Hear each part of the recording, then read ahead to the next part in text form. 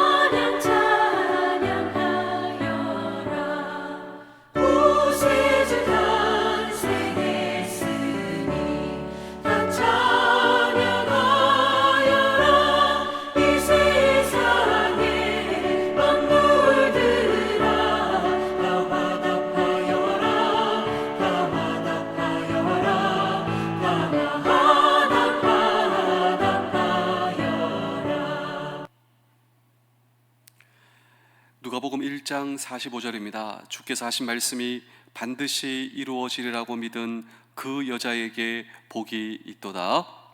아멘. 오늘은 성탄절입니다. 그리고 이 성탄절은 낭만적인 아주 기쁜 날입니다. 우리는 이 마리아의 잉태 사건을 낭만적인 사건으로 회고하지만 어린 소녀 마리아가 자신이 임신한 것을 알았을 때 얼마나 충격적이고 당황스러운 경험이었을까요? 아마도 자기 자신도 믿을 수 없는 일이 지금 나에게 일어나게 된 것입니다. 그런데 이때 누가 나타나는가?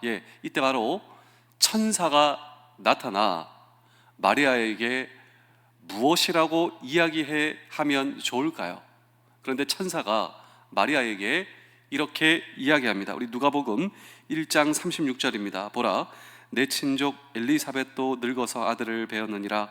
본래 임신하지 못한다고 알려진 이가 이미 6달이 되었나니. 자, 여기 보시면 엘리사벳이 나오는데 이 엘리사벳은 이 마리아와 사촌 관계, 그러니까 친척 관계에 있는 사람입니다.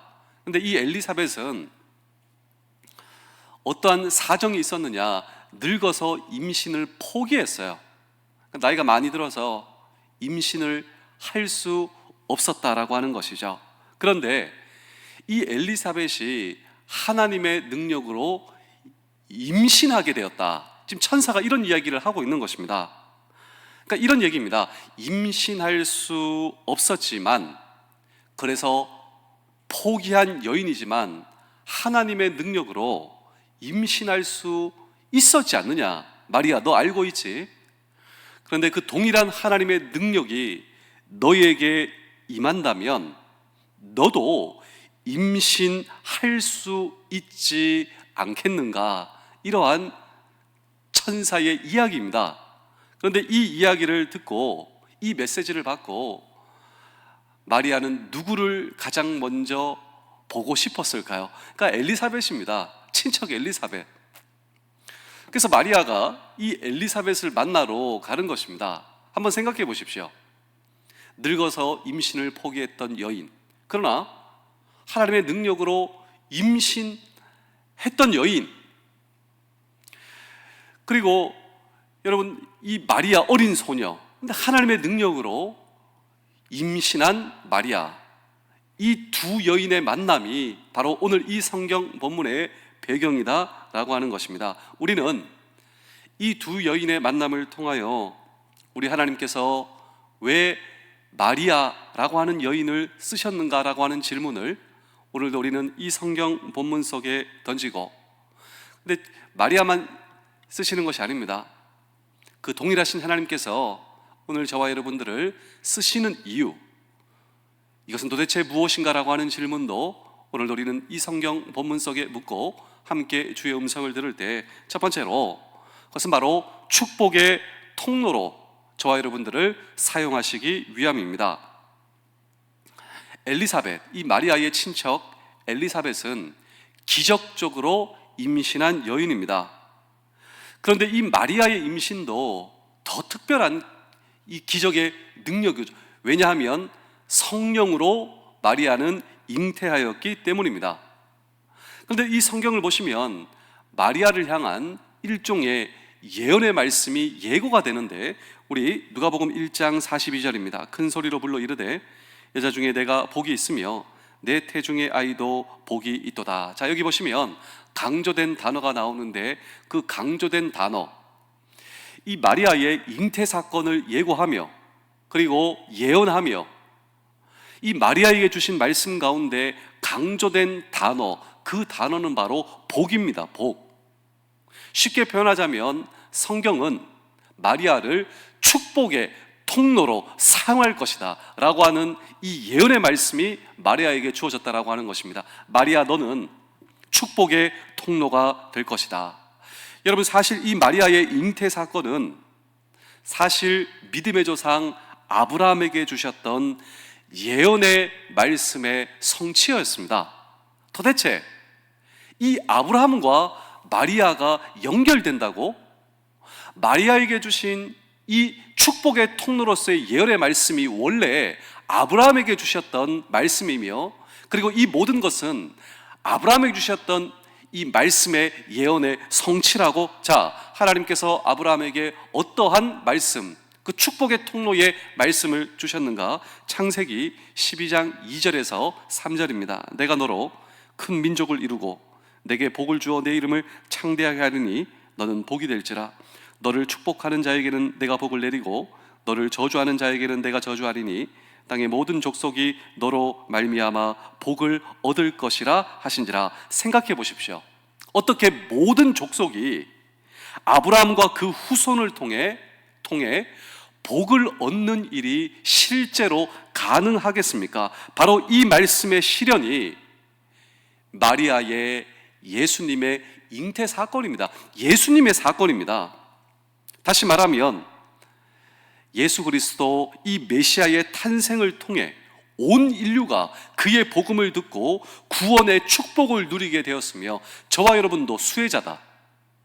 예수 그리스도의 복음을 듣고 하나님의 자녀가 되어 구원의 축복을 누리게 되었다. 누가요? 저와 여러분, 우리가 혜택을 입었어요. 그런데 이 말씀의 실현을 위해서 하나님의 섭리의 축복의 도구로 선택된 여자가 바로 마리아다. 그래서 오늘 이 성경 본문은 너로 인하여, 너를 통하여 온 인류가 복을 얻을 것이다. 다시 말하면 너는 축복의 통로가 될 것이다. 우리 사랑하는 성도 여러분, 이 땅에 태어난 모든 사람들은 자기의 인생을 붙들고 행복을 추구하기 위해 몸부림치는 인생을 살아갑니다. 그러나 나 하나의 행복도 성취하지 못하는 인생 속에서 나를 통해 수많은 사람들이 축복을 얻는다, 내가 축복의 통로가 된다, 이보다 더 커다란 보람과 감동이 어디에 있겠습니까? 그런데 이 소녀 마리아가 이렇게 온 세상을 축복하는 통로로 쓰임받기 위해 선택된 것입니다. 근데 더 중요한 것이 있어요. 마리아만 선택된 것이 아니라 하나님께서 저와 여러분들을 선택하셨다라고 하는 사실을 믿으십니까? 하나님께서 저와 여러분들을 선택하셨어요. 우리 베드로후서 1장 10절입니다. 그러므로 형제들아, 더욱 힘써 너의 부르심과 택하심을 굳게 하라. 너희가 이것을 행한즉 언제든지 실족하지 아니하리라. 그렇습니다. 하나님께서 저와 여러분들을 선택하셨다. 하나님께서 나를 선택하셨다. 그렇습니다. 오늘 저와 여러분들을 선택하심으로 그것이 바로 내가 여기에 살고 있는 이유, 그것은 내가 여기에 축복의 통로가 되기 위하여, 바로 이것에 사용하시기 위해서 하나님께서 저와 여러분들을 불러주셨다라고 하는 이 선택과 부르심을 굳게 하시는 우리 모두 되실 수 있기를 주의 이름으로 축복합니다. 제가 마지막으로 한 편의 이야기를 들려드리고 오늘 설교를 마치겠습니다. 저는 불과 3시간 전 이 우리나라 최북단 교동도 서한리 중본에서 우리 장병들과 함께 근무를 서다 왔습니다. 이 서한리 중본은 이 교동도 이 북한과의 거리가 가장 가까웠고 또 대북 방송을 하는데 또 대남 방송이 가장 크게 들려서 뉴스를 보셨죠. 얼마나 이 북한에서 이 방송을 크게 하고 귀신 소리, 기계 소리, 늑대 소리, 이런 동물 소리. 그래서 이 동네에 소가 이제 새끼를 낳는데 유산을 한다. 너무 스트레스를 많이 받아서 이 뉴스가 나오는 것이 서한리 그리고 서한리 중본입니다. 여기에 크리스마스 위문을 했습니다. 거기 장병들 숫자만큼 또 이 성탄 선물 햄버거를 가지고 와서 기도해주고 그리고 성탄 선물을 주고 우리 장병들과 함께 철책선 소초 근무를 공공시에 같이 투입되었습니다. 15분 전에 투입되었죠. 그래서 2명이 근무가 서 있고 이제 2명 그리고 저하고 3명이서 이제 교대를 하는데 공공시가 딱 되었어요. 어떻게 교대하였냐면 메리 크리스마스. 정말 그곳에도 메리 크리스마스가 있습니다. 예수 그리스도의 탄생을 축하하고 반갑게 웃으면서, 하지만 또 엄중한 이런 그 임무의 교대 시간이기 때문에 엄숙하게 교대를 하게 되었습니다. 그리고 그 2명의 장병들과 저 총 3명이서 내가 여러분들을 위해서 기도하고 있다. 내가 여러분들 뒤에 있지만 내가 지금 여러분들을 위해서 기도하고 있다. 이렇게 이제 근무를 시작했습니다. 그래서 1시간이 지나니까 이제 중대장님이 오신 거예요. 중대장님이 오셔가지고 믿는 분입니다. 그래서 그분은 오늘 이 새벽 예배도 있고 이제 10시에 성탄 예배도 있으니 목사님 여기서 새벽 2시까지 있으면 몸이 버립니다. 그냥 여기까지만 하시고 목사님 가시죠. 목사님 저 데리고 가야 되겠습니다 하면서 저를 그냥 데리고 끌고 가려고 하는 거예요. 근데 저는 사실 우리 장병들과 함께 그 근무 텀이 12시부터 2시까지거든요. 그래서 근데 중대장님은 저를 이제 데리고 가려고 하고, 제가 무슨 이야기를 했냐면, 중대장님, 사실 저는 오늘 여기에 온 이유가 기도하러 왔습니다. 지금도 저기 북한에서 기계음 귀신 소리가 들려요. 내가 엊그저께도 1시간 이상 기도를 하고 왔는데 내가 오늘 여기서 2시간 동안, 중대장님도 잘 아시겠지만 얼마나 기도가 필요합니까? 북한에서는 지금도 귀신 소리를 쏘아대는데 하나님의 도우심을 잊고 이곳에 임무를 하기 위해서 얼마나 기도가 필요합니까? 제가 오늘 여기 기도하러 왔습니다. 네. 그 중대장님이 알겠습니다, 목사님. 그럼 제가 내려가 있겠습니다.